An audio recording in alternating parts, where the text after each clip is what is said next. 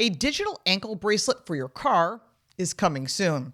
Arizona is known for its wide-open highways and sun-soaked roads, may soon become the first state to offer a high-tech alternative for habitual speeders. A digital ankle bracelet for your car. Now, lawmakers are considering a bill that would allow drivers at risk of losing their licenses to keep their privileges by installing devices that actively prevent your vehicle from exceeding posted speed limits.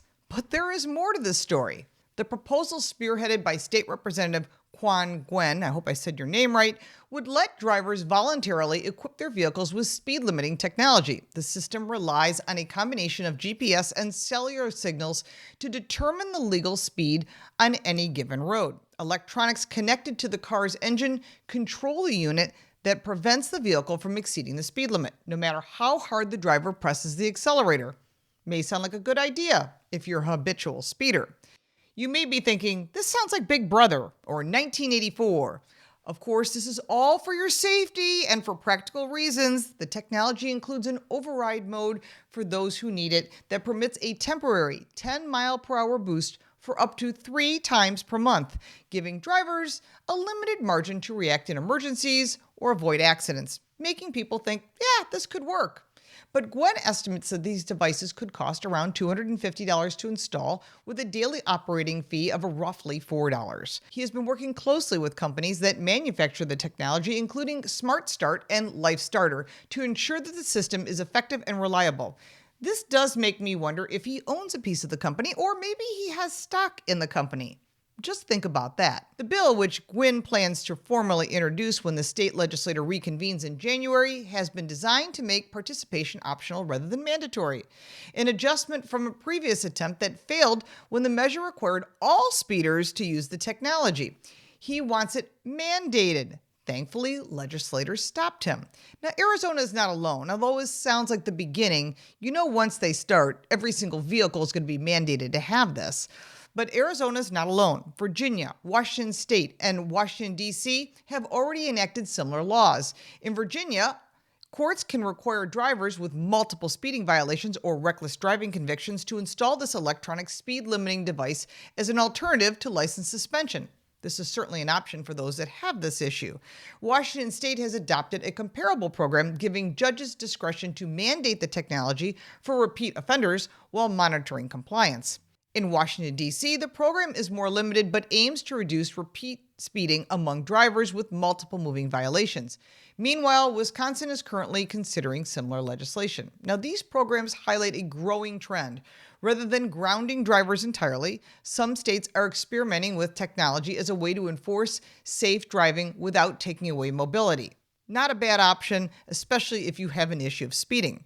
Proponents argue that these devices could prevent serious accidents while still allowing drivers to maintain employment, care for families, and perform other essential daily tasks. The technology also provides courts with a tangible tool to ensure compliance rather than relying solely on citations and license suspensions. However, critics remain cautious. Some transportation and safety experts question whether the technology is advanced enough to accurately detect all posted speed limits.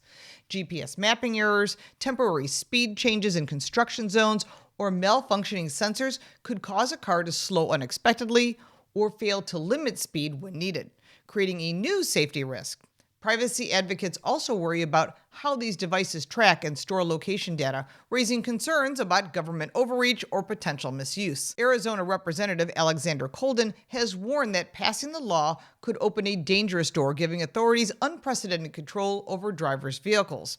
From a practical standpoint, the legislation raises fundamental questions about the balance between personal responsibility and technological enforcement.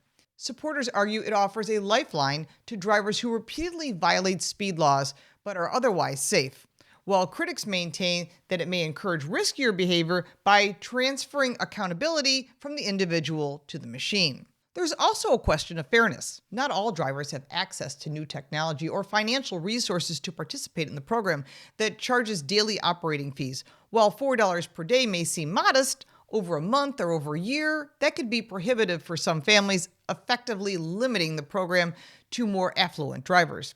Additionally, the optional nature of the program could create inconsistencies across jurisdictions, leaving some habitual offenders unmonitored while others are under constant technological surveillance. Whether the measure passes will depend not only on lawmakers' assessment of safety and effectiveness, but also on public perception. Speeding remains the most common moving violation in the United States, and habitual offenders are a persistent concern for states nationwide. With this new technology, Arizona may be taking the first step toward a future where cars themselves enforce the law. That sounds scary, very Big Brother to me, but whether that future is practical, safe, or desirable remains up for debate. At the very least, it's a bold experiment in road safety and personal responsibility, one that could reshape the way states think about controlling speed without grounding drivers entirely. As the legislature prepares to weigh the bill, motorists, safety experts, and privacy advocates alike will be watching closely, asking the same question: can a car truly keep its driver out of trouble, or is it just another way to shift accountability from the human judgment to the technology? And remember, this could expand beyond just speeders. They could decide that they want to limit everybody's speed limit. So be careful what you wish for. Technology can be your friend or your enemy.